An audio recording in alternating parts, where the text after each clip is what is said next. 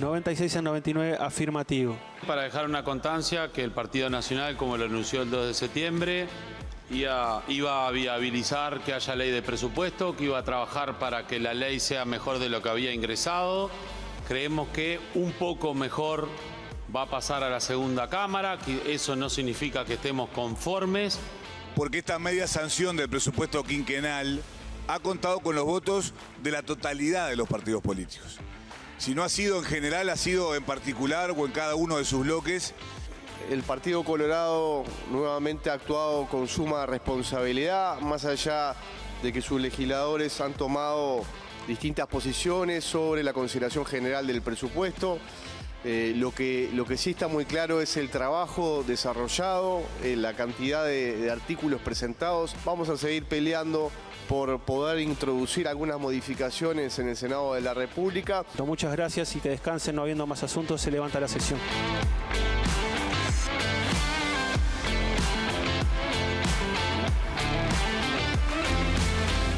¿Qué tal? ¿Cómo les va? Buenas noches para todos y bienvenidos a Séptimo Día, el periodístico semanal de la tele, con la mesa de debate más grande de la televisión uruguaya. Lo veíamos ahí.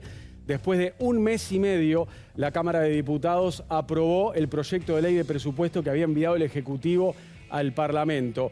Para muchos, un triunfo del gobierno porque ya el presidente Yamandu Orsi se saca de encima la mochila más pesada, que era aprobar esto en la Cámara donde el oficialismo no tenía mayoría parlamentaria. Lo consiguieron, ahora pasa a la Cámara Alta, un mes y medio más, 45 días más en el Senado, donde el Frente Amplio sí tiene mayoría, pero eso no quiere decir que no se sigan buscando modificaciones por parte de la oposición.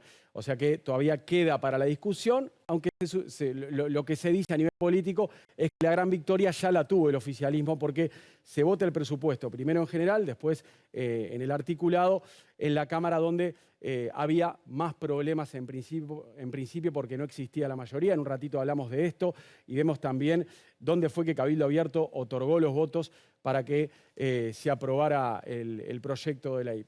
Recordemos que donde hubo más discusión fue en asuntos tributarios, que también tuvieron luz verde del Parlamento y ahora subió el proyecto al Senado.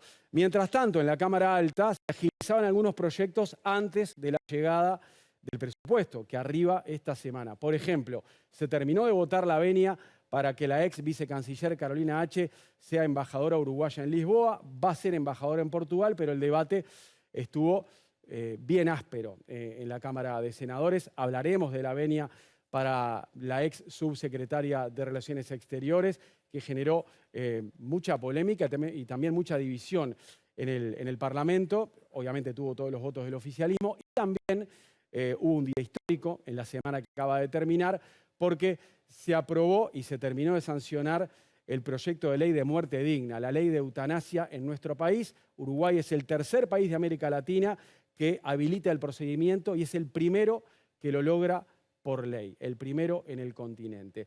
De todo esto hablaremos hoy con los periodistas de Séptimo Día y también con nuestros invitados. Paso a saludarlos, a los integrantes de la mesa.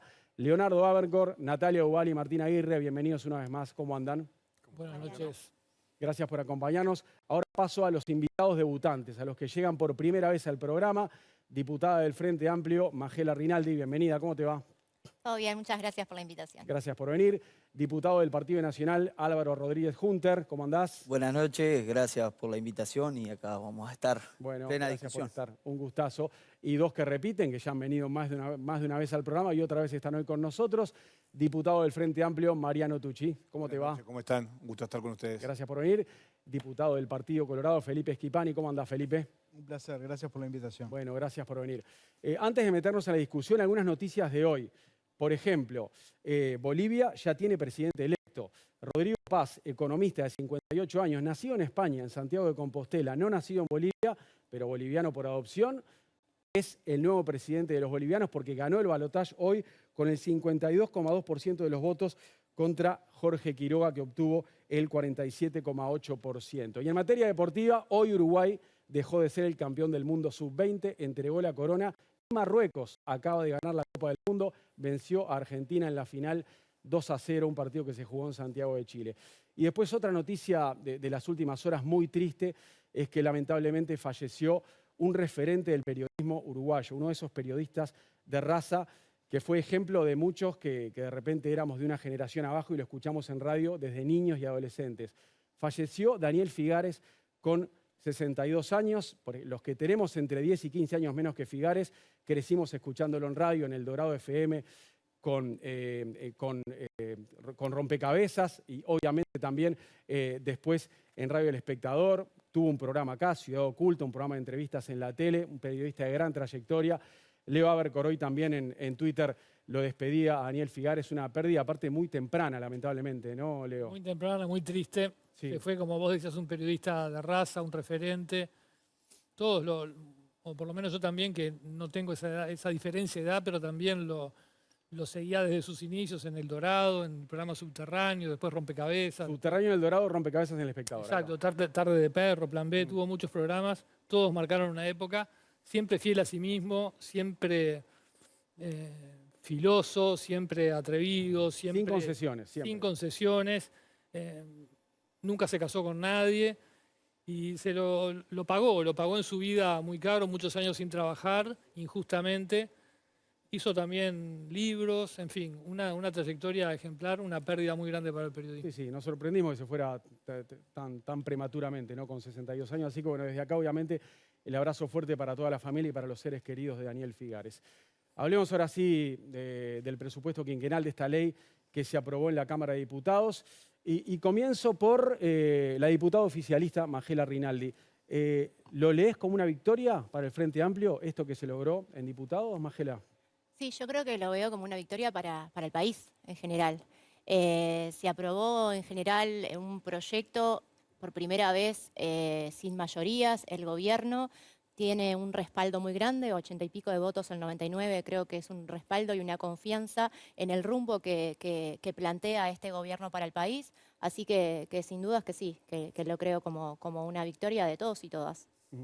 Álvaro Rodríguez, a ver, ¿qué lectura haces de lo que ocurrió?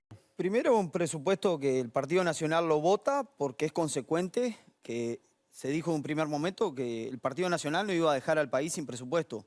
Después decidimos qué presupuesto es lo que es conveniente y ahí es donde tenemos una postura muy diferente y que realmente tengo una visión totalmente diferente, porque creo que lo que deja al descubierto este presupuesto es que aquello que prometimos en la campaña electoral no se cumple. Y después nos quejamos los políticos del descreimiento que hay del sistema político en sí. Entonces, si salimos en campaña electoral a decir que no vamos a crear impuestos y creamos impuestos por 600 millones de dólares y salimos a decir que la DGI va a recaudar otros 600 millones de dólares, después no nos quejemos cuando la gente no cree en el sistema político o cuando se promete duplicar la asignación para vivienda, cuando se promete recursos para Linales y no se ven reflejados en un presupuesto. Y eso creo que es lo que tiene que quedar sobre la mesa, claramente con una actitud responsable. Se vota el presupuesto en términos general, pero después discutimos las formas y tratando de buscar acuerdos en los temas que son importantes, obviamente siendo oposición en este momento. Mariano Tucci, ¿qué reflexión te merece lo que se consiguió en la Cámara de Diputados? Bueno, yo creo que hay que alejarse un poco del barullo político, ¿no? Y del ruido, y hay que tratar de entender que lo que ha triunfado es la política con mayúscula en el Uruguay. Porque una situación inédita, donde el Uruguay atraviesa una situación muy compleja a nivel fiscal y una situación que nadie ha vivido en los últimos 40 años y que tiene que ver con un gobierno que no tiene mayoría propia en una Cámara, que el 85% de los diputados y las diputadas ya se han dado su voto para que se diligencie a la Cámara Alta el presupuesto del gobierno del Frente Amplio, es una buena noticia y eso implica que los partidos políticos, todos y cada uno de ellos, han entendido el mensaje que la gente ha dado en las urnas y que tiene que ver con que quiere menos enfrentamiento, más diálogo, más compromiso y más acuerdo. Felipe Schipani, más allá de lo que se está analizando, ¿no? De que es un triunfo para el gobierno, de que es un escenario ideal para Yamandu Orsi, esto de que ya se haya aprobado en diputados, ¿hay algún logro de la oposición en la votación que acaba de terminar después de 45 días ahí en diputados? Yo creo que es un logro que no se haya aprobado el secreto bancario, que tal y como estaba planteado en el presupuesto era una perforación a una cuestión que hace a la seguridad jurídica del país. Pero más allá de la votación, nosotros votamos en contra, la mayoría de la bancada de legisladores del Partido Colorado.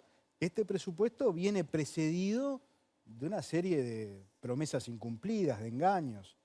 Se nos propuso en campaña electoral, lo dijo Yamandu Orsi en el debate con Delgado, que no iba a poner impuestos. Puso 4. O sea que es un incumplimiento en reiteración real.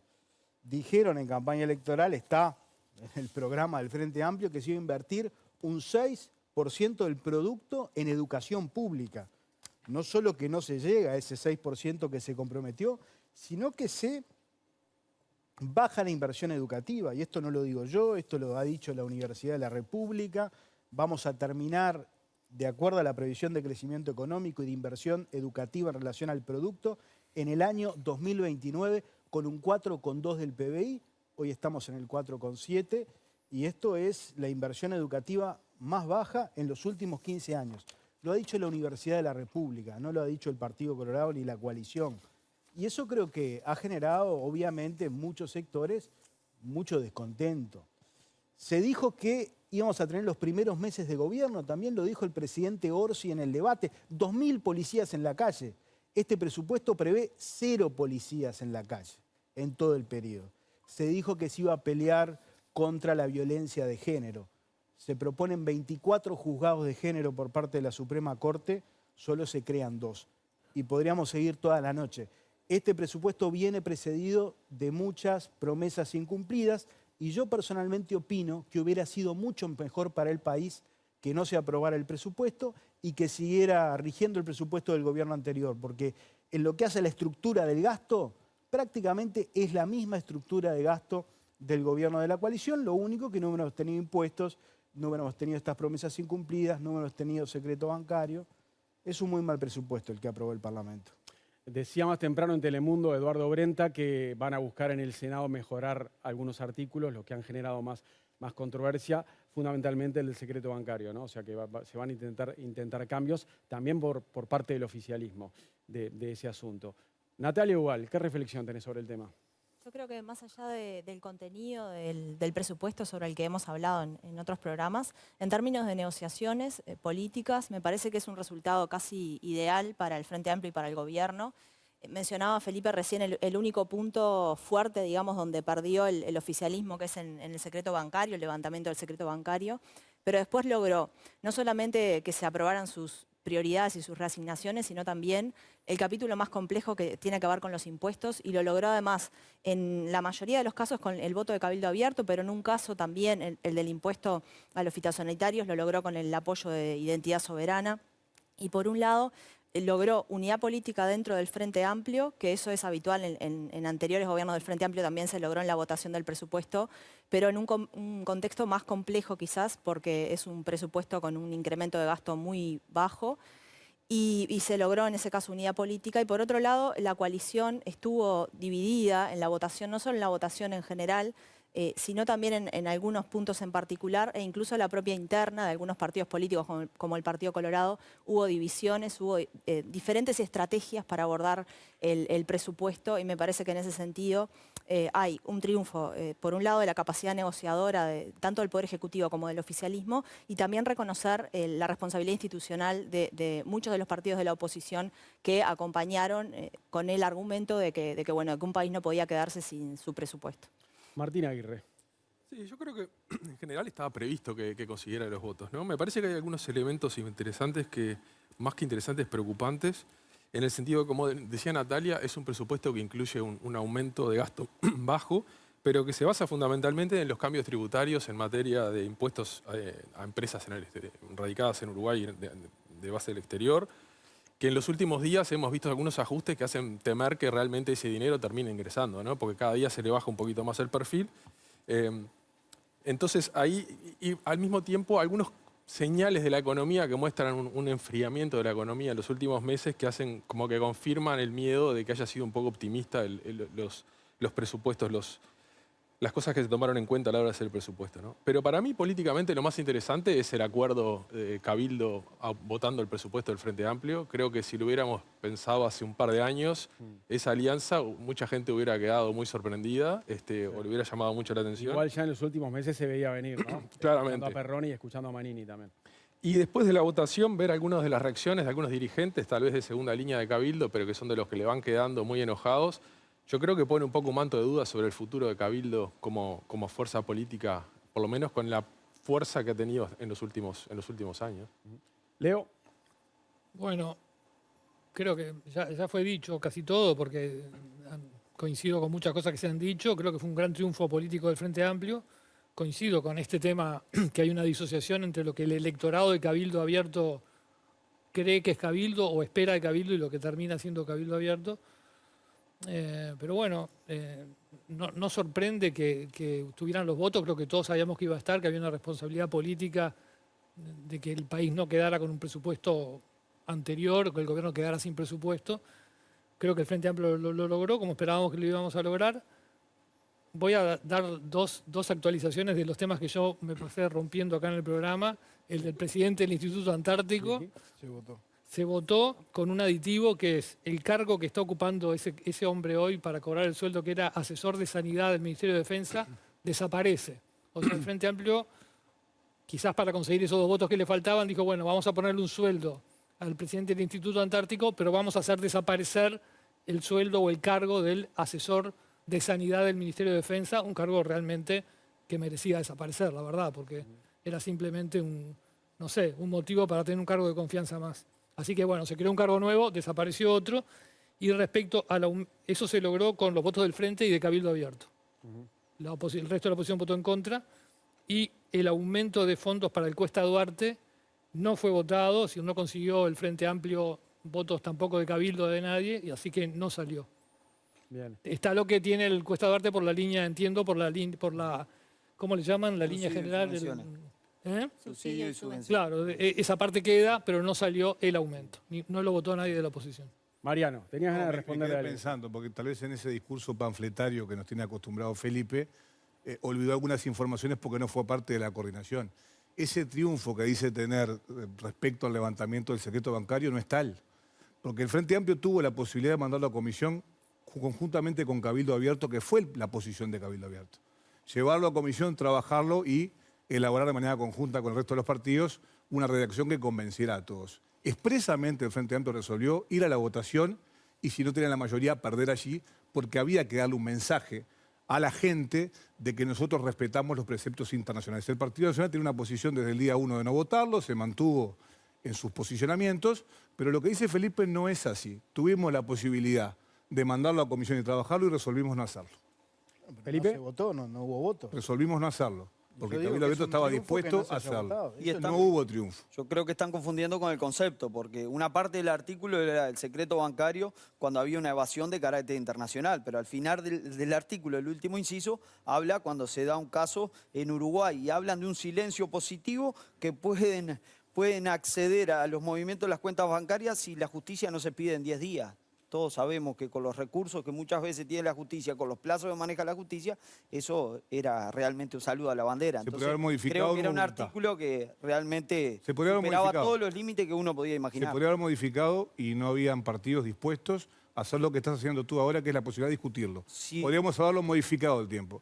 Los partidos Evidentemente no quisieron. no hubo voluntad. Está la discusión en la versión taquigráfica de la Quedará para el comisión, Senado. donde en forma personal fui muy duro. El compañero Conrado Rodríguez también sugirió algunas modificaciones y no vino ningún sustitutivo al respecto. Evidentemente la voluntad del Ejecutivo era acceder al Y el movimiento de equipo la económico cuenta cambió la bancaria redacción. en un plazo de 10 días y con eso meterse. no, no. Eso Porque no es verdad. evidentemente hay algo atrás de esto. Eso no es verdad. Atrás del secreto bancario hay algo. El Ejecutivo, el ministro de Economía, con una honestidad intelectual que hay que reconocérsela, fue a la comisión y dijo, sí, me equivoqué y voy a aumentar impuestos. Y a su vez voy a recaudar 600 millones de dólares con la DGI saliendo a recaudar a cada uno de los comercios. Y eso lo dijo el ministro de Economía, no lo está diciendo Porque hay que los que levantan la Rodríguez. bandera de la transparencia, muchas veces cuando se ponen este tipo de normas para mejorar y trabajar, no levantan la manito. Pero la, Mariano, eso es lo la que pasa. transparencia la Con todo tenemos que tener en la campaña electoral. y el equipo respeto, económico Mariano. llevó una segunda Pero no poner redacción la podés campaña hablar- que los electoral. partidos tradicionales Cuando a la gente valoraron le vamos a su pedir justo el papel. voto No y le pueden decimos, hablar, no suban los el impuestos. Frente Amplio no puede hablar más de transparencia, se opuso a que la presidencia pueda recibir informes de los legisladores, se opuso. Eso Le no es hicieron así. al presidente de la Cámara cambiar el voto. Bueno, ¿qué Lo sensación le generó? apretaron Eso para está que cambie diciendo el voto. Felipe. ¿Qué sensación le generó, por ejemplo, Magela? ¿Cómo viviste ese episodio en el final de la votación ya de mañana, cuando Sebastián Valdomir tuvo que reconsiderar su voto y al final terminó haciéndolo junto a ustedes? Bueno, primero que nada, reconsiderar una votación no es la única reconsideración que tuvimos. Y después, por otra parte, creo que fue desmedida la reacción de la oposición o de gran parte de la oposición, con palabras muy fuertes hacia un presidente de la Cámara que ha trabajado de muy buena manera, que todos lo reconocieron a su trabajo y que por reconsiderar el voto y claramente que es una situación que se charló en una bancada del Frente Amplio, pero las palabras que tuvieron con el presidente fueron totalmente desmedidas. Disculpa que te corte un segundo. De apriete. De apriete, decís, bueno. Se mencionó apriete. Claro, se mencionó que hubo apriete a Sebastián Baldomir, presidente de diputados. Le cuento un poco a la gente, capaz que si no está enterada. Sobre el final se propuso un aditivo, ¿verdad? Que era el de que existiera la posibilidad de que los parlamentarios hicieran pedidos de informe a Presidencia de la República. Votó el oficialismo en contra, salvo Baldomir, la oposición a favor de este aditivo y Baldomir después... Salvo Cabildo Abierto. Salvo Cabildo, ahí va, y después Baldomir hace un giro, reconsidera su voto y lo cambia y vota junto a los diputados Frente Amplio. 2 horas después, ¿no? 2 horas después. Pero, por ejemplo... No, a ver, tiene una explicación de por qué 2 horas después. a ver, Magela, vos querías cerrar y yo te corté, disculpa. No, eso, que me parece que es súper legítimo y no sé por qué el foco está en esta reconsideración. Se reconsideraron muchas votaciones. ¿A vos no te gustó que dijeran blancos y colorados que ahí hubo apriete al diputado No, Baldomir? me pareció totalmente desmedido. Es más, hay muchos legisladores de la oposición que posteriormente reconocieron que el tono se subió de una manera bastante desmedida. ¿Y te contó él qué le pasó? ¿Se confundió? ¿Estaba cansado? Yo no he hablado le erró? personalmente con Sebastián Baldomir. Sí considero que es un legislador a quien le tengo confianza y confío en su criterio político. Y también tenemos la capacidad como bancada de charlar. No lo hace solamente la bancada del Frente Amplio, lo hacen todas las bancadas y de tomarnos un tiempo para establecer la charla, hablar y reflexionar al respecto. Y bueno, y evidentemente Sebastián Baldomir lo hizo y está, es legítimo lo que se hizo. Felipe Schiapiani, ¿para vos qué pasó? Lo que pasó fue que Baldomir, como presidente de la Cámara, no podía no votar que el Parlamento pueda hacerle informes a la Presidencia de la República. Entonces, él se desmarcó de la bancada del Frente Amplio. Y claro, enseguida la coordinadora del Frente pidió un cuarto intermedio y muchos diputados del Frente fueron a hablar con él y le pidieron que tuviera disciplina partidaria. Todos. A las 2 horas, bueno, en el medio de bancadas del Frente y se cambia de postura. Yo lo que no he tenido respuesta aún, y estaría bueno que hoy nos puedan informar, ¿por qué el Frente Amplio se opone a que los parlamentarios podamos hacerle informes a la presidencia? Porque aquí se habla de transparencia. Pedidos de informes. Pero aquí se habla de transparencia, se hacen gárgaras, pero a la hora de votar, y esto va en línea... Bueno, van las 2 preguntas para Tucci entonces, Felipe. Primero, Mariano, ¿qué pasó cuando la bancada... contar qué pasó, porque ¿qué pasó cuando la bancada llamó a Baldomir? Pero no participó de ninguno de esos procesos de discusión. Pero yo estuve ahí, Mariano. Entonces, él interpreta y además quiere que el Frente Amplio le conteste. ¿Le pidieron que tuviera disciplina partidaria? Yo le voy a contar. La posición del Frente Amplio fue no respaldar la hoja 26. ¿Por qué? Porque el artículo 118, a partir de que el Frente Amplio promovió la ley de acceso a la información pública, ha caído en desuso. Entonces, así como el Partido Nacional y el Partido Colorado, seguramente con razón, quieren que los artículos que vinieron a la ley de presupuesto vinculados a la ley de financiamiento de los partidos políticos o los vinculados a la ley cristal se estudien con tiempo en Constitución y códigos, nosotros también queremos que el artículo 18, que lo que tiene que ver con el acceso a pedidos de informe a Presidencia de la República, se enmarquen en un acuerdo un poco más amplio. Y lo que sucedió seguramente fue algo de desinteligencia, algún desajuste, pero ¿por qué se dejó para el final la reconsideración? Porque en la coordinación de partidos políticos todos coincidimos que las reconsideraciones de varios artículos se hicieran a la misma vez sobre el final. Por ejemplo, el artículo 115.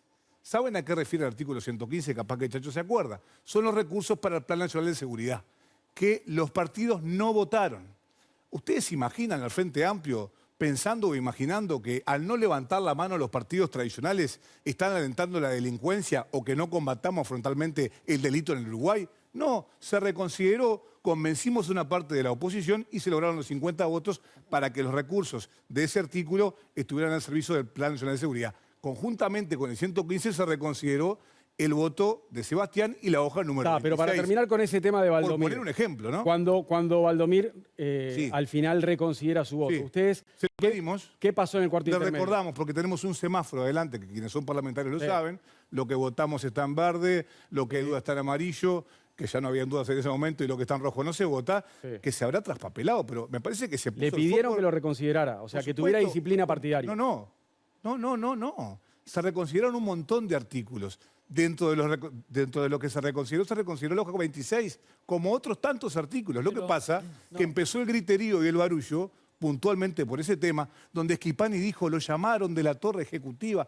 Se armó un circo y un escándalo absolutamente innecesario, imprudente, que expuso de manera innecesaria al presidente de la Cámara, al que no respetan. Pero lo Porque expusieron si se lo ustedes. señala de esa manera, Lo expusieron no lo respetan. ustedes. Y esta voz que está acá al lado Lo es expusiste una voz vos. absolutamente minoritaria del Lo Partido expusiste Colorado. vos que lo Porque hay fuiste que a apretar. recordar que la mayoría de los planteos que hizo Felipe Schifani y su sector no fueron acompañados por el resto de los sectores del Partido Colorado. Ni el voto en general, ni la mayoría de los artículos que tenían que ver, Sí, por señor. ejemplo, con las resignaciones en materia educativa, Sí, señor. donde él pedía menos plata para los militares y el resto de su partido pedía más plata para los militares. No me Leo. quedó claro, o me quedó claro la explicación de la reconsideración del voto, pero no me quedó claro cuál es el problema con que los diputados puedan hacer pedidos de informe No a hay la problema. presidencia. Queremos tener más tiempo en una comisión homóloga, que es la de Constitución y Códigos, para estudiarlo con más tiempo. Pero Mariano, Nada ¿Pero más. qué tanto hay Lo que que sí estudiar? decimos, A ver. para terminar, Leo, lo que sí decimos es que esto deviene, como tú sabes, del artículo 118 de la Constitución. Al aprobarse la ley de acceso a la información pública, ese artículo cae en desuso. No. Por supuesto que lo podemos reconsiderar, reevaluar y votarlo a futuro sin ningún tipo de problemas, pero en acuerdo, agregándole incluso algunas otras cosas. Pero Esas creo que es son distinto cosas hacer un pedido de diferentes. acceso a información. El que el- 118 es diferente Da más al pedido de garantía, ¿no? acceso. Claro, Schifani. En el, Claro que en el diferente. acceso no Claro se que pueden diferente. preguntar cosas que sí se pueden preguntar en el 118, pero además, actualmente, los legisladores podemos pedirle informe a la OPP, que forma parte de la presidencia, podemos pedirle informe a la Oficina Nacional del Servicio Civil. ¿Qué tanto tiene que discutir el Frente Amplio para habilitar los pedidos de informes a la Bien, presidencia? Leo, cerrá ¿Qué lo se que ibas está a decir. escondiendo? No. ¿Qué se Dale, está dale, escondiendo? no, dale, Leo, sí. No, ya está. ¿Eh? Ok, está. Pero iba en el sentido de lo que decía Schifani recién, lo que ibas a decir o no? No, pero no importa. Era otra cosa, ok. Bueno, avanzando en esto y en lo que puede pasar en la Cámara Alta, por ejemplo, ¿qué expectativas tienen? Martín. No, yo me imagino que en la Cámara Alta, donde el Frente tiene mayoría propia, no va a haber mayor problema para votar. Capaz que se haga algún cambio, pero me imagino que tampoco habrá tantos para no tener que volver a diputados, donde de vuelta habría que reabrir toda la discusión. Pero yo no espero un debate tanto más áspero en el Senado que el que hubo en diputados. Natalia. Sí, ahí hay algunos artículos que salieron negativos, mencionamos lo del secreto bancario, pero también hay otros, según un informe ahí que difundieron los legisladores del Partido Nacional. Por ejemplo, ¿se acuerdan el cambio previsto en la cédula, el cambio de nombre? documento Sí, nacional. DNI. iba a ser, Exacto. ahí va. Eso no salió, según No. tengo entendido, no salió. Tampoco salió, por ejemplo, incorporar la perspectiva de género en las compras públicas, era otra de las propuestas dentro del presupuesto que no salió. Y hay alguna serie de artículos que se sumaron, que a propuesta sobre todo del Partido Nacional, con el apoyo del Partido Colorado también, que tienen que ver con recursos y atención a la situación de discapacidad. Por ejemplo, uno que tiene que ver con las obras de accesibilidad en los centros educativos, que eso se votó afirmativo, pero sin los votos del Frente Amplio. Entonces hay que ver qué pasa con estos artículos. Hay una reunión, si no me equivoco, mañana de diputados y senadores del Frente Amplio para ver cuál va a ser la estrategia respecto a los artículos que no salieron. Y ahí claramente hay elementos que tienen que ver con el acuerdo más sustancial de este presupuesto que seguramente no se toquen porque, bueno, está como se logró, digamos, esos acuerdos y no creo que se toquen el núcleo duro de los acuerdos, pero sí se estaba pensando en hacer algún tipo de reasignación que vaya en la misma línea de las prioridades de diputados, educación, justicia. Quizás haya algo en ese sentido. No creo que haya grandes cambios en el Senado, porque bueno, eso implica, si hay grandes cambios, siempre vuelve a diputados y nuevamente el Frente Amplio ahí enfrenta el problema de la falta de mayorías. Grandes o chicos, ¿no? Cualquier cambio vuelve. Cualquier cambio vuelve Exactamente. y si no se aprueba, si hay discrepancias entre cámaras, sabemos que va a la Asamblea General y ahí el Frente Amplio en realidad no tiene mayoría, hay empate y por lo tanto no salen lo que se quiere impulsar. Para redondear el tema presupuesto, quiero preguntarle algo a los dos legisladores que vienen por primera vez. A la duraznense Majela Rinaldi, al floridense Álvaro Rodríguez Junter. ¿Este es un presupuesto que incentiva el crecimiento económico, Majela? Yo creo que sí, que es un presupuesto que apuesta a lo que siempre defendió el Frente Amplio, a que el crecimiento sea mayor económico, pero que después ese crecimiento se vea reflejado en la población que tiene mayor vulnerabilidad. Esa siempre fue la apuesta del Frente Amplio, que es muy distinta a lo que escuchamos en el gobierno anterior, los Maya Oro, la teoría del derrame y demás. Entonces, sí apostamos a un crecimiento, sí es verdad que hay alguna reconsideración en cuanto a impuestos, pero eso es parte de la redistribución a la que apuesta siempre el Frente Amplio. Álvaro Rodríguez. En primer lugar, me gusta que haya tocado el tema de los Maya Oro, porque cuando fue el ministro de Economía a la comisión, lo primero que dijo es que se iba a apoyar mucho en el desempeño del sector privado y que iba a terminar siendo el motor de la economía. Y si no, Mariano Tucci me puede corregir, porque evidentemente esa es la gran apuesta del ministro de Economía. Después tiene una previsión de crecimiento que es el doble de la del periodo anterior, con lo cual es bastante optimista. Y después pensar en lo que menos tiene cuando le ponemos un impuesto a las compras de Temu, que eso no compra el adinerado en Temu, compra muchas veces aquel que no sale del país, aquel que puede acceder a algo más barato, y lo que hacemos es ponerle IVA a las compras que se puedan realizar en el exterior, claramente con un efecto que lo único que va a hacer es que recaude, y que el propio ministro habló que va a recaudar 40 millones de dólares. Entonces creo que, bueno, se está con un doble discurso que es difícil de explicar. Y después, bueno, hay temas que no los tocamos, pero realmente me preocupan. Un tema que fue parte de la campaña electoral y lo tocamos todo, el tema salud mental. ¿Saben cuántas veces aparece en el presupuesto? En 4 artículos. Hay 270 millones de pesos en salud mental por año, 30 millones de esos a partir del 2027. Entonces es muy lindo hablar de salud mental, un tema que está sobre la mesa, que lo discutimos en campaña electoral, pero sin embargo, cuando llega el momento de distribuir el presupuesto no se lo tiene en cuenta. ¿Quería hacer un apunte, Majera? Sí, iba a hablar con respecto a lo de Temu, que entiendo que los impuestos generados, ya sea como el impuesto mínimo global, que está enfocado en las empresas multinacionales y demás, y el impuesto a Temu, que sería quizás el único que directamente podría afectar el bolsillo de la población en general, también hay que tener en cuenta, primero, que se está tratando de cuidar a los comerciantes del país, que sí pagan IVA, y segundo, que también consideramos que en Temu no se compran cosas de primera necesidad. Entonces, tampoco afectaría, entiendo que sí, que quizás por Temu se puede acceder a determinadas cosas a un costo más bajo que lo que se accede en el mercado acá en el país, pero tampoco afecta significativamente a la población ni en las necesidades básicas, que es lo que tratamos de cubrir en general de la gente, en un país que no nos olvidemos que el gobierno anterior dejó de cada 3 niños, uno está en situación de pobreza. Te voy a decir algo. A ver, Chile tengo que pasar a otro tema. implementó un arancel del 19%, México del 33%. ¿Sabes qué efecto tuvo? Ninguno. El problema de Uruguay es un problema de competitividad, no es un problema de le agreguemos el 22%. Y entiendo lo que pueda mencionar la diputada, pero aquellas mamás de Florida, donde yo voy, que van a comprar algunos juguetes para Navidad, se le va a hacer más difícil. Y el año pasado tenían una solución. Y está bien, capaz que no es un artículo de primera necesidad, pero me gustaría ir a recorrer a alguno de esos barrios y vean el desempeño que tiene y que le va a costar un 22% más cada una de esas necesidades. Pero quizás si recorres los barrios y ves los niños que están pasando hambre, te afecta mucho más que no pueda comprar un juguete. Mirá, te voy a decir algo.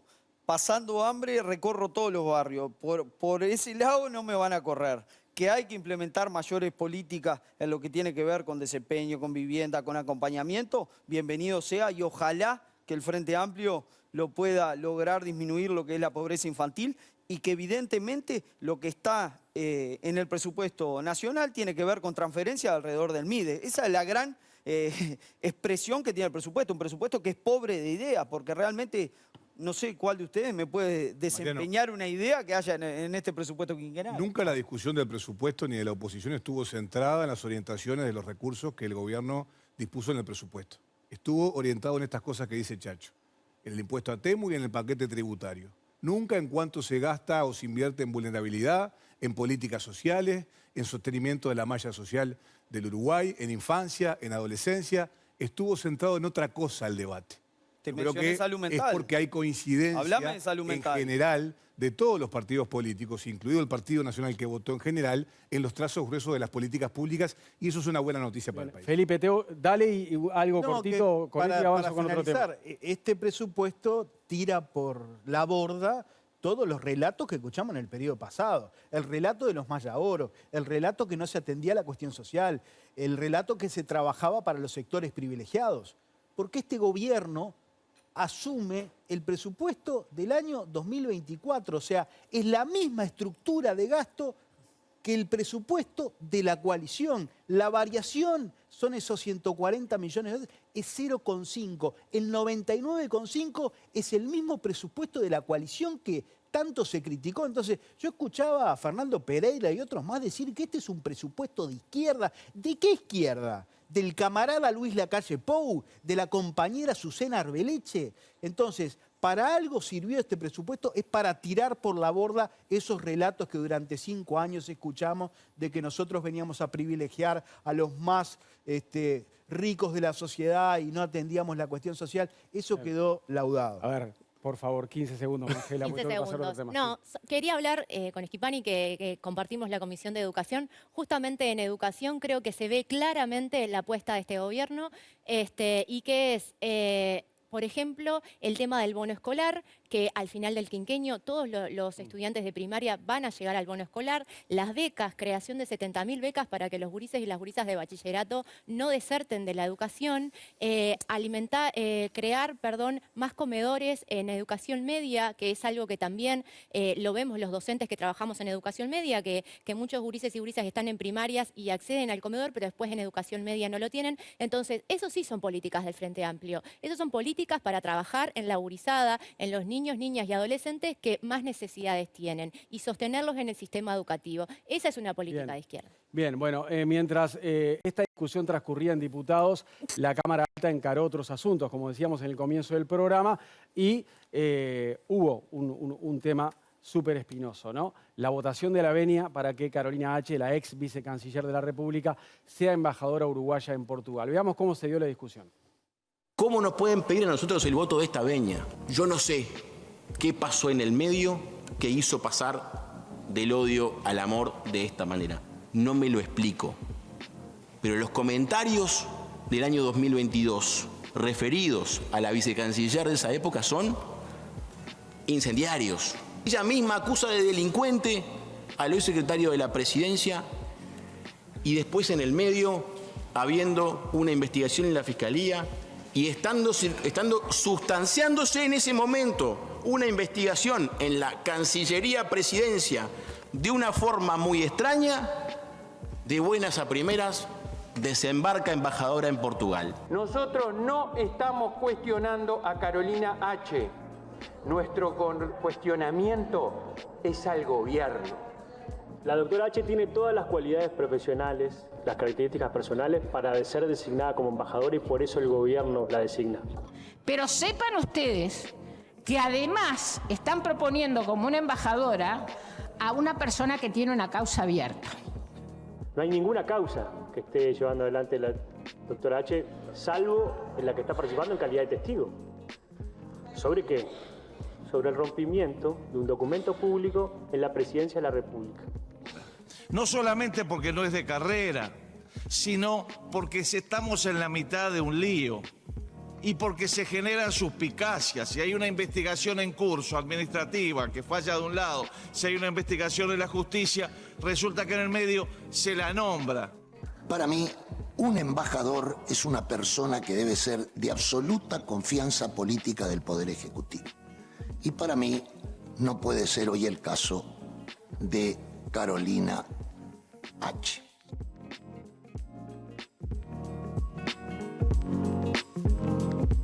¿Por qué Carolina H. merece o no merece ser embajadora uruguaya en Lisboa? ¿Cómo se explican las posiciones del oficialismo y de la oposición en esto? Recordemos que H. tuvo un rol preponderante cuando se dio aquel asunto político y aquella discusión política por la entrega del pasaporte al narcotraficante Sebastián Marcet. En aquel momento, desde el Frente Amplio, le acusaban de haberle mentido al Parlamento. Bueno, hoy el presidente Yamandu Orsi la designa embajadora en Portugal y se da esto con esas votaciones, ¿no? Todo el Frente Amplio a favor, la oposición en contra. ¿Qué lectura tenés del tema, Martín? Y para mí, a ver, mucho se hablaba acá de que la votación del presupuesto era una señal de la política uruguaya positiva para la población. A mí me parece que esto es una señal profundamente negativa. me parece que es una figura, más allá de todo el trasiego y todo el trasfondo político, a ver, no es un diplomático de carrera. No es una figura política extraordinaria que amerite, que esté cerrando una carrera y que amerite un destino de premio de final de carrera política. No tiene una relación particular con el país que amerite tampoco ese vínculo. Entonces, encima todavía se elige a un representante de otro partido para mandarlo como diplomático y ese partido no lo vota, ¿no? Entonces, es como que no cierra por ningún lado. Y si a eso le sumamos el hecho de que el abogado que la defendió durante todo el momento de la causa esa que fue tan polémica, y en la cual ella estaba bastante más complicada que uno de sus compañeros, ese prosecretario de Presidencia, es como que es para fomentar todo tipo de suspicacias y de miradas maledicentes sobre cómo se manejan este tipo de cosas que yo creo que representa un poco, si se quiere, lo peor de la política, ¿no? O sea, determinados intercambios de favores o determinados intercambios políticos a cambio de cargos, que yo creo que es lo que más irrita a la gente que está del otro lado de la pantalla. Natalia. Sí, ahí recordar el estado de las causas, ¿no? Porque se habló de las causas judiciales. Recordemos que la causa por la entrega del pasaporte a Marcet está archivada. Lo que se abrió es una nueva causa en la que Carolina H. es denunciante por destrucción de un documento público. Y ahí tenemos una causa que está bastante enlentecida, digamos, ¿no? O sea, ya hace muchos años que está y todavía no ha avanzado prácticamente nada. Se han pedido algunos informes.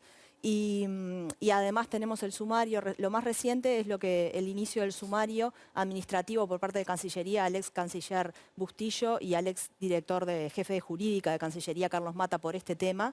Y esos antecedentes se mandaron a Fiscalía. Pero bueno, digamos que Carolina H. en este momento es denunciante en una causa. Ahora, como decía Martín, hay varios elementos ahí a considerar. Primero, hubo una discusión en el Parlamento y sobre todo el senador Pedro Bordaberry del Partido Colorado la impulsó, de decir, bueno, él tiene una postura muy clara de que deberían ser funcionarios diplomáticos de carrera los que ocupen esos destinos y quienes entienden que, bueno, que es necesario tener funcionarios de confianza en algunos destinos.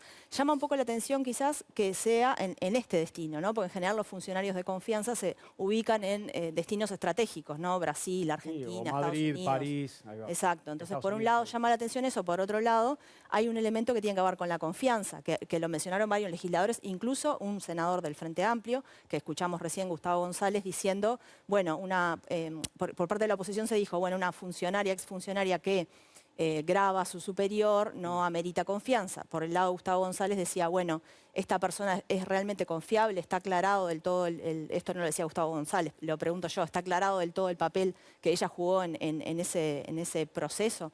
Entonces, hay por un lado está esa discusión y bueno, y por el lado del Frente Amplio que se sostiene que al ser, digamos, es una funcionaria de confianza y que, bueno, amerita darle ese destino, así como se dan muchos otros destinos a funcionarios que ameritan confianza del Ejecutivo y no se discute tanto la veña. Claramente en este episodio hay muchos elementos, incluido que los propios partidos políticos de oposición no fueron avisados de estos nombramientos, ¿no? Recordemos que en los últimos días trascendió de las declaraciones de H que ella dice que grabó al que era su jefe en ese momento, al canciller Francisco Bustillo, porque temía que le hiciera una cama, y además agregó que eliminó chats, que borró chats con documentos importantes de su celular, después de una reunión que tuvo en Torre Ejecutiva, que ella sintió que fue violenta, se sintió presionada y por eso borró esos chats.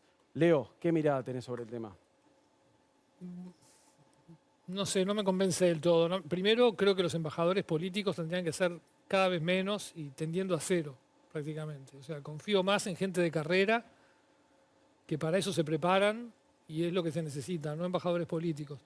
Como política tampoco tiene grandes méritos, o sea, también puede haber un embajador político que uno diga, bueno, tiene una carrera que lo lleva a uno a decir, está bien, en este cargo que no vaya un embajador de carrera, sino puede ir un político, pero con una carrera muy destacada.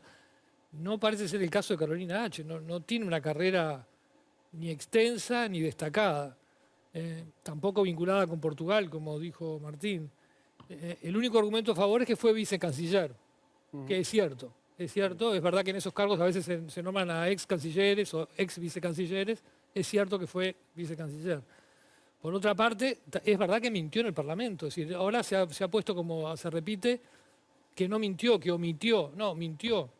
Porque en un momento, si no recuerdo mal, en la interpelación, le preguntan qué decían los chats, la conversación que había tenido con Maciel, cómo era el pedido que Maciel le había hecho. Y ella responde que no tenía detalles, que era sin detalles, que era simplemente una pregunta por la persona que estaba Después allá. se conoció que Maciel le dijo que era un narco peligroso. Exacto, después ella dijo eso, que era sin detalles. Y después se conoció que dijo que Maciel le dijo, era un narco muy peligroso y que sería un desastre que quedara libre.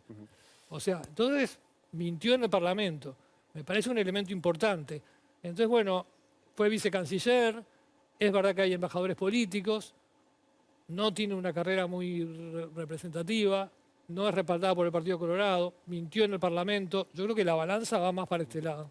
Mariano Tucci, ¿cómo se explica que el Frente Amplio, que denunció el accionar de H hace un par de años, en el caso Marcet, que cuestionó también las actitudes del gobierno de la calle Pou con ese tema, hoy le dé el apoyo a Carolina H para que sea la embajadora en Portugal? Bueno, las veñas se votan en el Senado de la República, los que estamos aquí somos diputados, por supuesto que en mi caso yo tengo una opinión.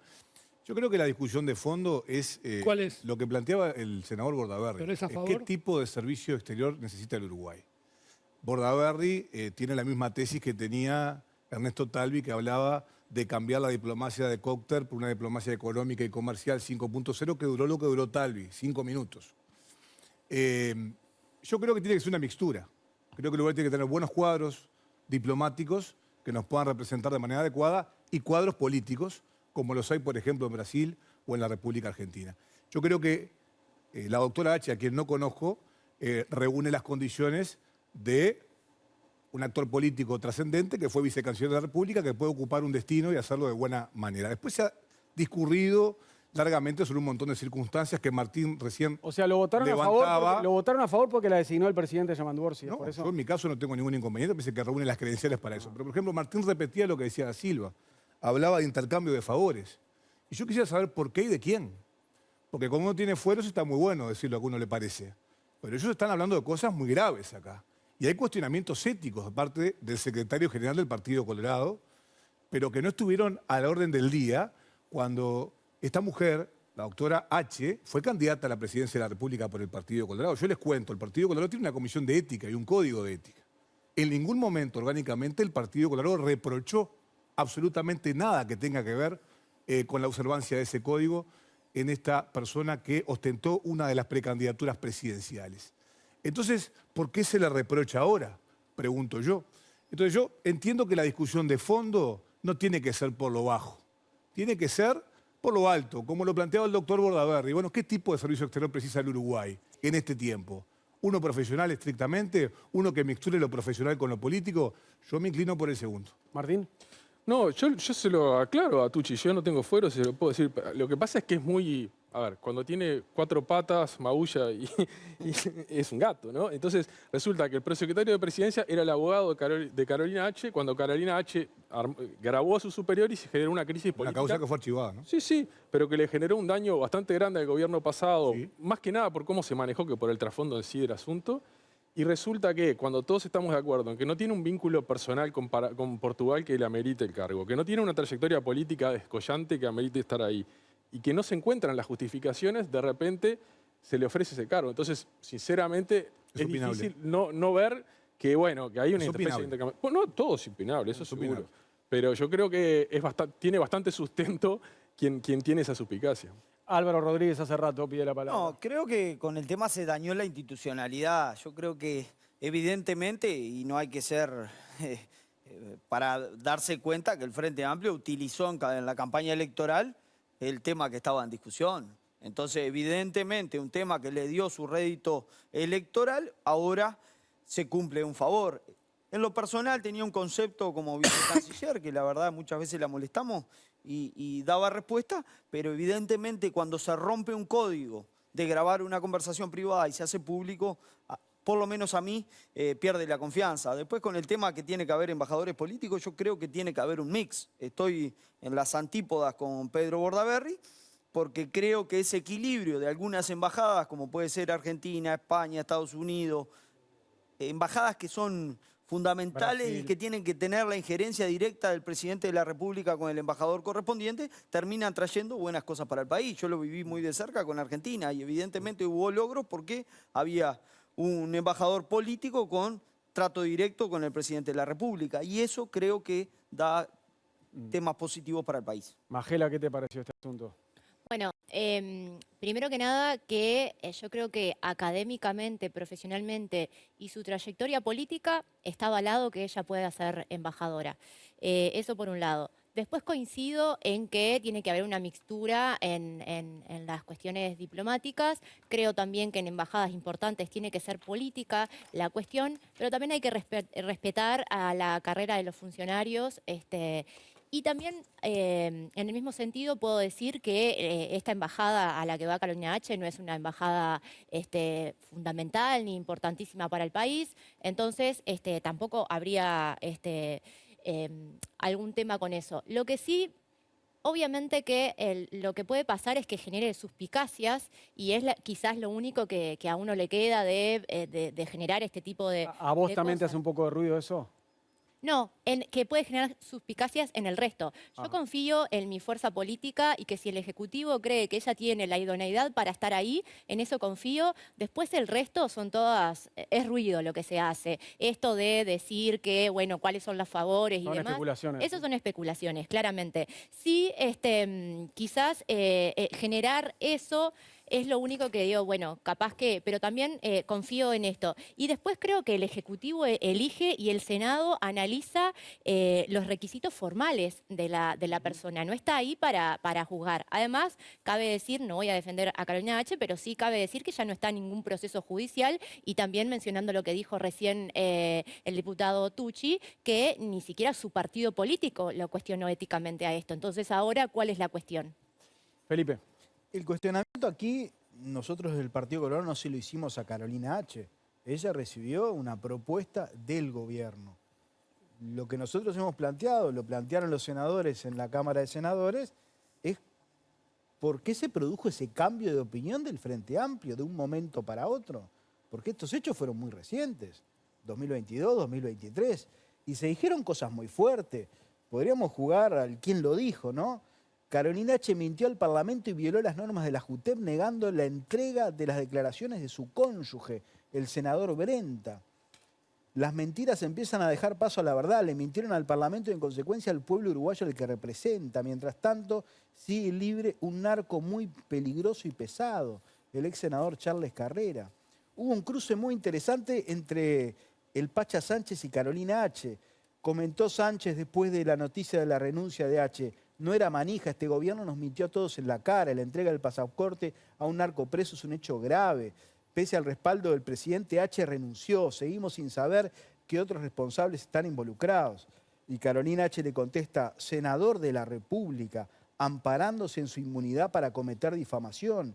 Espero que se aporte prueba. Y podríamos seguir la versión taquigráfica de aquellas sesiones del Senado. Entonces, lo que no pudieron explicar en largas horas de debate en el Senado los senadores del Frente es por qué cambiaron de opinión, por qué aquellos cuestionamientos de que había incurrido en delito, de que había mentido al Parlamento, aquel festejo que hubo de su renuncia, ahora eso se formaliza en una propuesta para ser embajadora de la República Política. Es realmente insólito lo que está pasando.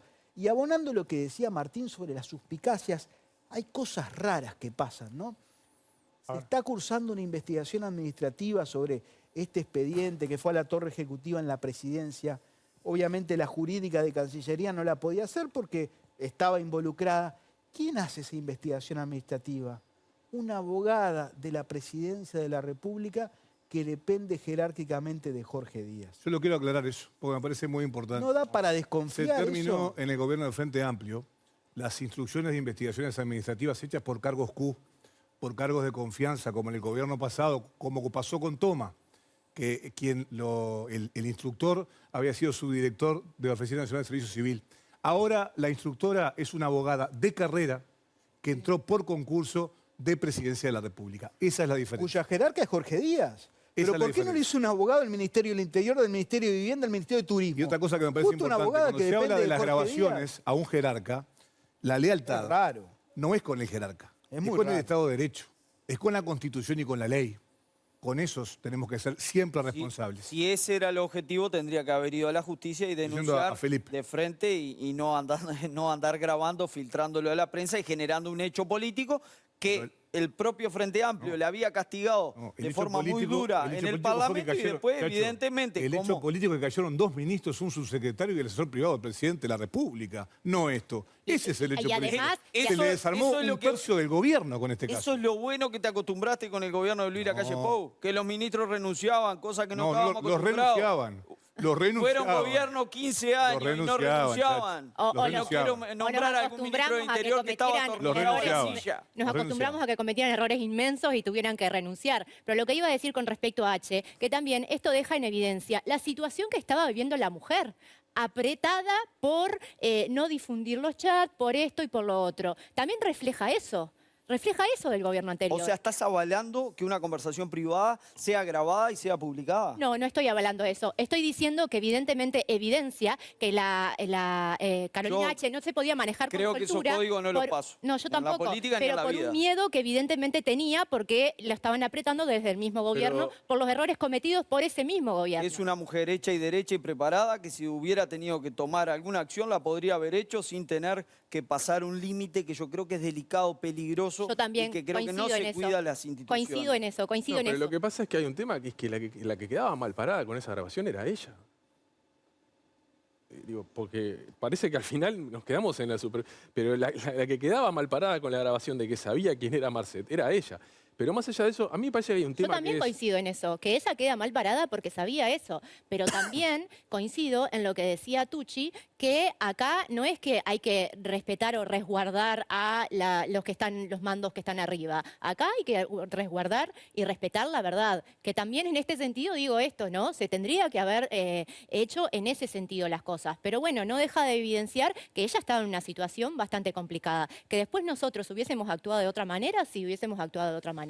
No, una cosa, Mariano, no más cortita. A mí lo que me parece increíble es que estemos naturalizando que esa causa, ¿cuánto tiempo lleva ya en Fiscalía? No, es increíble, realmente es increíble. Lo mismo pasa con Charles Carrera, para no centrarnos en una figura. No puede ser que figuras públicas estén con su vida, honra, libertad en juego durante 2, 3 años y Fiscalía no llama a un testigo. Yo sé que tiene una cantidad de casos, pero yo no sé si a nivel político no habría que buscar un tipo de proceso especial o algo, porque la realidad es que se erosiona la imagen de la política y al final perdemos todos, ¿no? Y no puede ser que esté todo el mundo pendiente durante 2 o 3 años a que un fiscal haga 2 llamados, llame a un testigo, haga algo con una causa así. Pero eso afecta a toda la población. Está bueno, ¿no? El tema del acceso a la justicia y los procesos judiciales y la lentitud, así como afecta a los jerarcas, ¿no? Afecta a toda la población. El récord es la fuga de Morábito. Va a quedar para historiadores antes que para la justicia. Leo, pero yo quería decir otra cosa. Querías agregar algo, Leo. Sí, porque pasó desapercibida una gran noticia acá en medio de este debate. Porque vemos que están peleando en todo, ¿no? Pero hubo una coincidencia. Hay una coincidencia entre los dos bloques que no puede pasar desapercibida, que le voy a decir que es, todos están de acuerdo con que las principales embajadas las ocupen políticos. ¿No? Y bueno, no es casualidad, porque son todos políticos y supongo que están de acuerdo que esas embajadas sigan como hasta ahora en manos de políticos. Y se dice que nos va bien, no sé si nos va bien. O sea, los tipos que estudian, que se preparan, que son especialistas, que vayan a Togo, que vayan a Nicaragua, que vayan a Burkina Faso, que van a tener una embajada. Ahora, las embajadas en Washington, en París, déjennos a nosotros los políticos. La gente ya está un poco cansada de todo esto. La antipolítica ya metió 2 diputados en esta elección. Ya metió 2 diputados. Y van a seguir metiendo. Y cada vez más en la medida que no se dan cuenta de cosas que no funcionan y que la gente está cansada. Está cansada de... El presupuesto no toca este tema, por ejemplo, ¿no? La estructura política del Uruguay. Y acá tenemos otro caso, los embajadores políticos. Al final, un tipo estudia y termina en Burkina Faso. Y una señora que sacó... ¿Saben cuántos votos sacó Carolina H? ¿En la interna? Sí. ¿Cuántos? El Partido Colorado, que está muy menguado, sacó 101.000 votos. ¿No? El Estadio Centenario y unos poquitos. En la interna, Leo. En la interna. Hoy crecimos de cara a octubre. Bueno, no, pero estoy hablando de la interna. La interna para decir ahora cuánto votó la precandidata. Exacto. Hacia el Partido Colorado medio menguado sacó 101.000 votos. ¿Sabe cuánto sacó H? 1.000. Y con 1.000 votos va a Lisboa. ¿Tienen algo para decir los políticos a lo que manifestaba Leo, Felipe, por ejemplo? No rompamos un acuerdo. ¿Están de acuerdo en algo? No, a ver, yo creo que hay que buscar un sano equilibrio Yo creo que hay embajadas que deben ser de confianza política del presidente de la República por la importancia que esas embajadas tienen. Y la historia del Uruguay ha sido así. Washington, Buenos Aires, Brasilia, Madrid, como, digamos, puerta de acceso a la Unión Europea. Pero creo que hay que tratar de racionalizarlo. No parece ser Lisboa un destino políticamente trascendente para los intereses del país. Bien. Es un punto muy racional el que plantea Leo, es difícil discrepar con él, pero la política tiene un activo central. Él o la política se levanta y se acuesta administrando disensos, resolviendo conflictos. Y a mí me parece que a esa instrucción, a esa carrera diplomática, a esa experticia, en algunas ocasiones hay que sumarle ese activo de gestión política que los actores de la política tenemos, algunos más, otros menos, y que yo creo que le suman al Uruguay. Yo creo que, como decía Felipe, es una mixtura, ¿no? Inteligente entre lo profesional y lo político.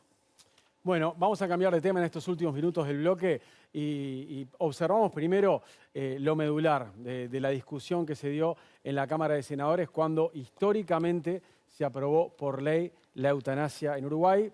Es una ley que se llama de muerte digna. No tendremos una postura por estar a favor o estar en contra.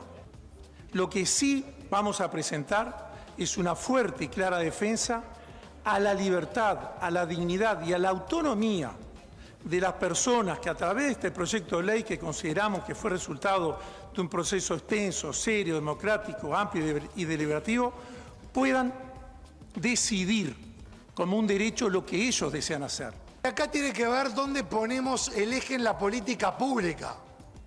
Si queremos agotar todas las instancias en los cuidados, abrazando humanamente, clínicamente a todos los que así requieran, o si el eje lo ponemos en el atajo.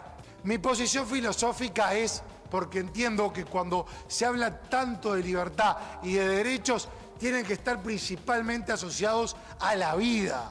Si solamente la alternativa es la eutanasia, y lo único que yo puedo, por lo que puedo optar es la eutanasia, no tengo libertad.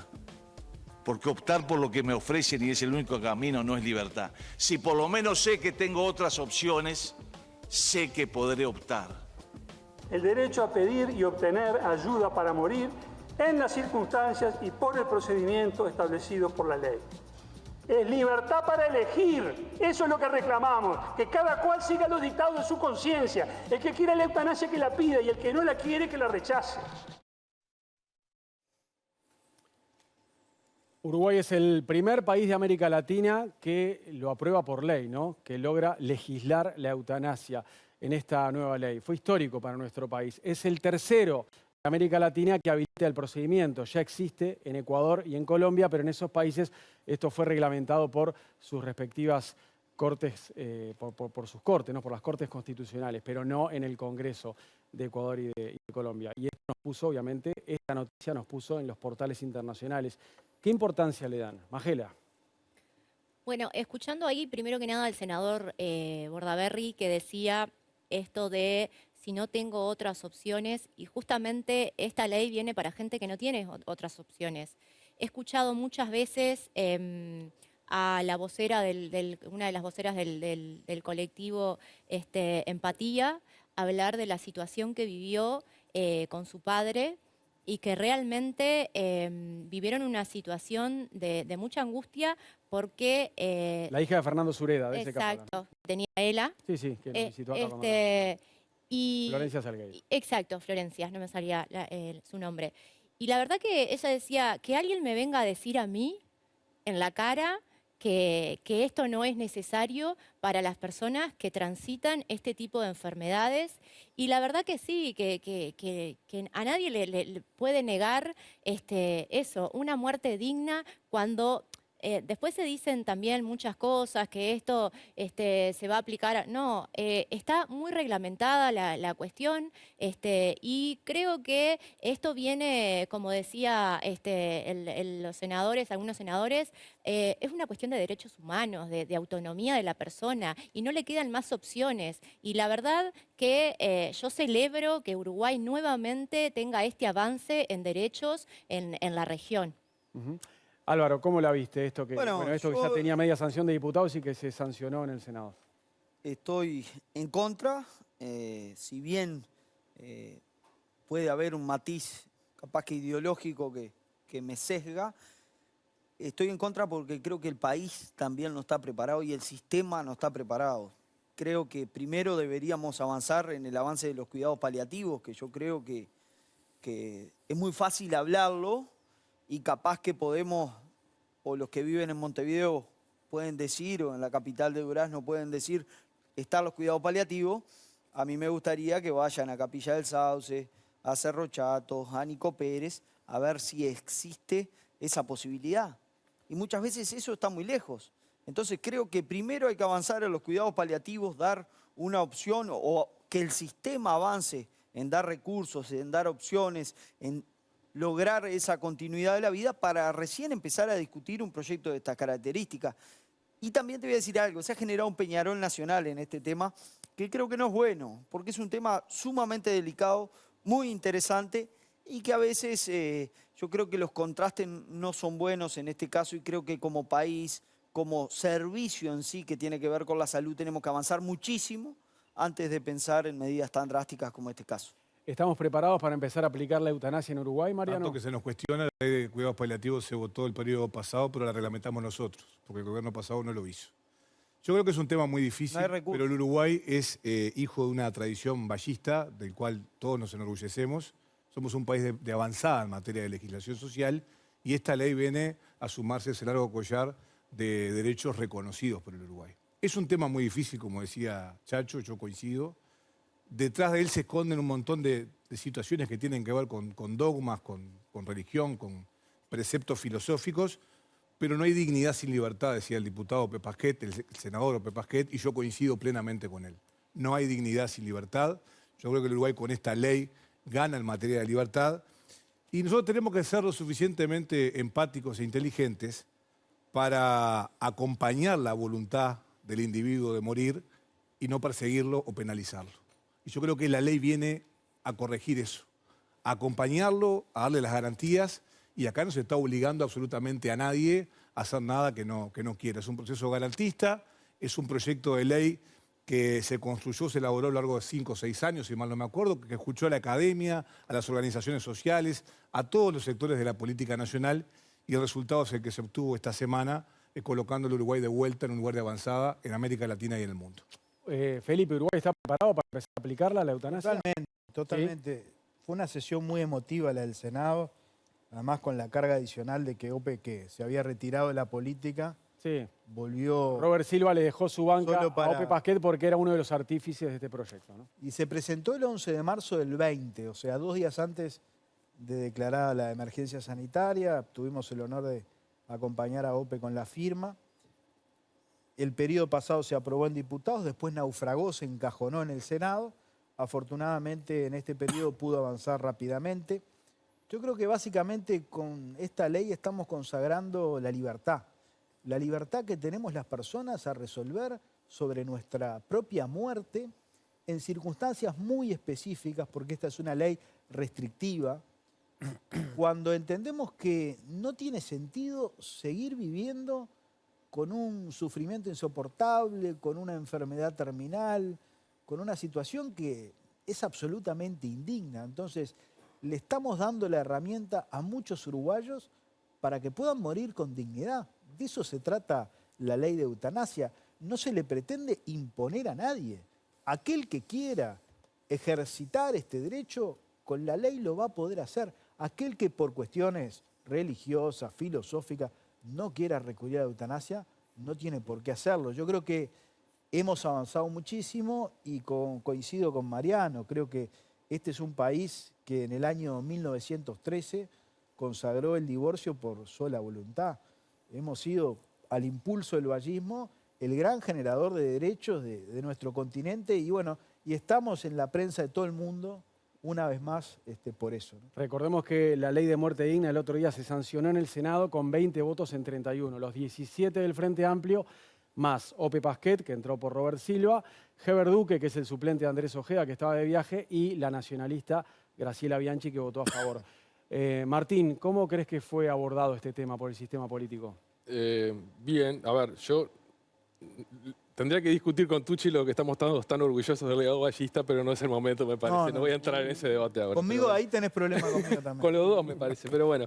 No, a ver, yo creo que para quienes no tenemos una formación religiosa o una vocación religiosa, la eutanasia es un derecho que siempre está arriba de la mesa, ¿no? Yo creo que el problema acá de fondo siempre es el detalle y cómo es el proceso final para que no se den situaciones que son desagradables, porque en el fondo la vida, no hay vuelta atrás, es el valor más importante que tiene la sociedad, y cuando se decide administrativamente un proceso para ponerle fin, se abren puertas a una cantidad de cosas que pueden terminar en cosas muy desagradables. Entonces yo la he leído bastante la ley, yo tengo algún matiz con algún punto, pero creo que es bastante garantista en otros. Lo que sí espero es que, a diferencia de lo que sucedió con otras leyes de este tipo, como por ejemplo la de la marihuana, que me parece que la ejecución mostró que era muy mala ley, que haya una supervisión política eficiente sobre el funcionamiento de la ley, y que si se ven cosas que no funcionan, que no haya problemas de camiseteo político para corregirlas. Esa es la única cosa que me genera duda, pero por lo demás me parece que, bueno, más allá de que no me excitan particularmente los titulares extranjeros que nos ponen siempre por allá arriba. No te movilizan. No, me ponen un poquito nervioso a veces. Pero bueno, porque tenemos a veces esa agenda noruega que tenemos a veces con las urgencias que tenemos cuando salimos acá de noche, me parecen un poquito preocupantes. Natalia, ¿te parece que esta aprobación, que es histórica, tiene algún significado para el posicionamiento internacional del gobierno? Wow, qué pregunta, María. La verdad, sinceramente, no lo sé. La verdad, no lo sé. Pero sí, sin duda, capaz que más que para el gobierno, para el país, me parece, que bueno, se sigue posicionando en esa... Es cierto lo que dice Martín, tenemos como una dualidad, ¿no? Pero bueno, no hay que, eso no quita que tenemos una legislación de avanzada en materia de derechos en comparación regional, y me parece que nos sigue dejando, o consolida por lo menos ese lugar para el país, no más que para el gobierno. A mí me gustaría, si tengo tiempo, Mariano. A ver, porque, no tanto, pero dos cosas que quería comentar. La primera, vos me cortás igual, la primera, aclarar quién es beneficiario de la eutanasia, ¿no? Dale. Beneficiario, es una forma de decir, pero quién puede acogerse, utilizar ese derecho, son las personas mayores de edad, psíquicamente aptas, porque se habló de la depresión y no entra dentro de esta definición. También tienen que estar cursando la etapa terminal de una patología incurable e irreversible. Por lo tanto, tampoco entra la vejez, porque se habló de la vejez en el debate parlamentario. La vejez no es una patología, entonces no entra dentro de esta ley. Quería aclarar eso, y después quería leer brevemente un fragmento, un párrafo nomás, de una carta, y no voy a ser original en esto porque se escucharon muchos testimonios de personas que o bien sufrieron directamente enfermedades incurables, o también fueron familiares, y muchos legisladores leyeron esos testimonios.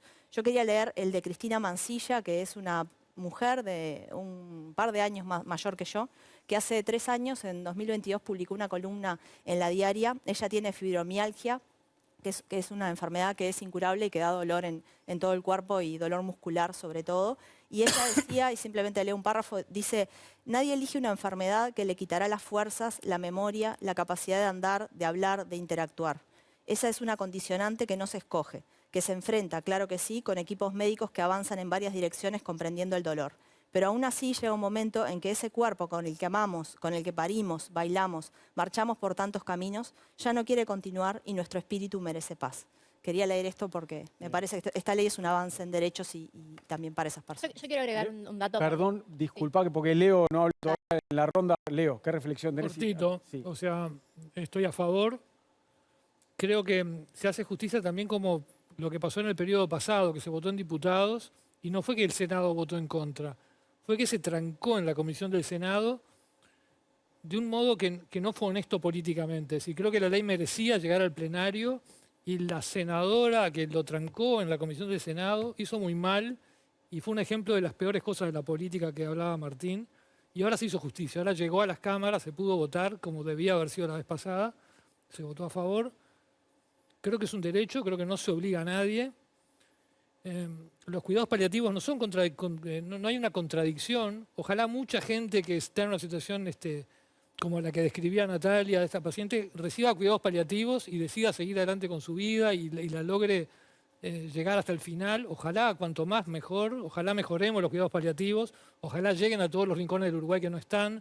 Ojalá mejoren en las mutualistas, que yo he visto cosas muy muy mal implementada respecto a cuidados paliativos en algunos lugares, me ha tocado verlos, pero aún así hay gente que necesita este derecho, ¿no? O sea, que lo necesita porque realmente su vida no puede ser más llevada adelante por los dolores, por el sufrimiento.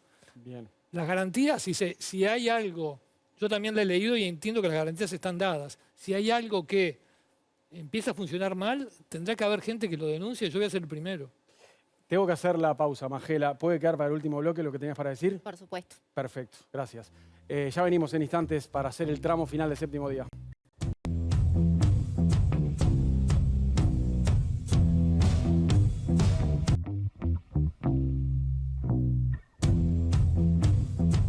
Último bloque de séptimo día, más corto que nunca. Ya hay compañeros que se dieron su tiempo para los invitados. Una reflexión final de los legisladores bien cortita, 20, 30 segundos a reventar. Y arranca Majela Rinaldi, que se quedó ahí con algo en el buche para decir en el bloque pasado. Majela. Sí, quiero hablar de algo que estaba mencionando con respecto a los cuidados paliativos. Voy a volver al tema de eutanasia, pero quiero decirlo, que los cuidados paliativos están bien, son necesarios, pero no alcanza para seguir viviendo dignamente para mucha gente. Eso es algo de lo que quería decir. Y otra cosa, que esta ley de muerte digna tiene las garantías y además tiene respaldo. ¿Por qué digo esto? Porque es una ley que se viene estudiando y trabajando durante mucho tiempo por legisladores, la academia y demás, y tiene un apoyo, porque se han hecho encuestas, un apoyo muy grande de 70 y pico de la población que estaba a favor de esto. Y después, los que no están a favor de esto es por cuestiones ideológicas y religiosas, y en cuanto a lo religioso, en estas encuestas se le pregunta si tienen algún vínculo religioso, alguna creencia, y el 80% de los católicos de este país apoyaba la ley también. Eso era lo que quería decir. Álvaro Rodríguez, tu reflexión final del programa. Volviendo al tema del presupuesto, realmente preocupado lo que tiene que ver con el agro. Realmente no hay políticas para el sector lechero, no se tiene en cuenta al Instituto Nacional de la Leche, se firmó un tema que iba a haber recursos para política de riego, no hay. Un sector que cuando le va bien al país, no se ve reflejado en el presupuesto, a pesar de toda la creación de impuestos que prometieron en campaña electoral que no iba a haber y que quedó evidenciado en el presupuesto que se desarrolló. Realmente creo que se dio un paso en la política que no es bueno, porque después todos criticamos cuando los jóvenes no quieren entrar a la política, y realmente me voy a ir, si Dios quiere, del Parlamento realmente preocupado, porque no estamos dando buenas señales desde el sector político a la gente. Agradecerte a ti, Mariano, no comerles más espacio de tiempo, por habernos recibido de una manera muy linda, y un saludo también a Valentina del Sitio Pintado, del asentamiento del Sitio Pintado, que me mandó un mensaje, me dice: gracias a Temu, yo puedo comprar muchas cosas para mi nieto muy barata. Bien. ¿Tus últimas palabras, Mariano? Eso sonó feo mis últimas palabras. Yo creo que la reflexión tiene que ser por lo alto. Entonces, yo creo que lo que ha quedado demostrado en estos días es que no hay lugar para bloqueo político en Uruguay. No hay lugar para bloqueo parlamentario, porque más allá de los ruidos que hemos escuchado, todos los partidos políticos hemos estado a la altura del desafío que la gente nos ha colocado en la urna, y que tiene que ver con esto que decíamos al inicio y queremos terminar como empezamos. Ningún partido político en diputados tiene mayoría propia. Es imprescindible conversar, acordar y ponerse en definitiva a tiro y a tono con el trazo grueso de las políticas públicas, que son los que sostienen nada más ni nada menos que el entramado social. La gente espera muchas cosas de la política, muchas cosas de su representación política. Y creo que tenemos que estar a la altura. Yo creo que el Frente Amplio inicia este periodo con buen pie, generando acuerdos que son históricos, y esto no es camiseteo barato, realmente es histórico. Nunca había sucedido que un presupuesto tenga este nivel de apoyo que tuvo el presupuesto quinquenal, que se continuará en el Senado de la República en los próximos días. Felipe Schipani. Sobre el presupuesto, nos preocupa muchísimo la educación pública. Es la gran política para generar igualdad de oportunidades, para atender a aquellos que más dificultades tienen y para propender al desarrollo nacional del que todos hablamos. Lamentablemente, este presupuesto no contempla lo que debiera ser un aumento de inversión educativa en la medida que haya un crecimiento del producto. Nosotros planteamos una reasignación en lugar de darle a las Fuerzas Armadas, que fue una de las prioridades en virtud de un acuerdo con Cabildo Abierto. Ojalá en el Senado se puedan encontrar nuevos recursos para la educación y en sucesivas rendiciones de cuentas, porque yo voy a mostrar esta última gráfica, que es de la Universidad de la República, que publicó La Diaria y que habla del deterioro en el presupuesto educativo. Estas últimas rayitas celestes más claras son la evolución del gasto que nos posicionan 15 años atrás, en el 2011, como la peor inversión en educación. Ojalá podamos en futuras instancias asumir la importancia que tiene invertir en educación. Y hasta acá llegamos. Gracias, Leo, Natalia y Martín. La semana que viene nos reencontramos. Gracias a los invitados, Majela Rinaldi, Álvaro Rodríguez Junter, Mariano Tucci y Felipe Esquipani. Un gustazo. Gracias por la invitación. Y nos reencontramos en cualquier momento. Con ustedes, nos vemos el próximo domingo para seguir haciendo Séptimo Día. Y ya se viene La Culpa es de Colón en la tele. Chau, que pasen bien.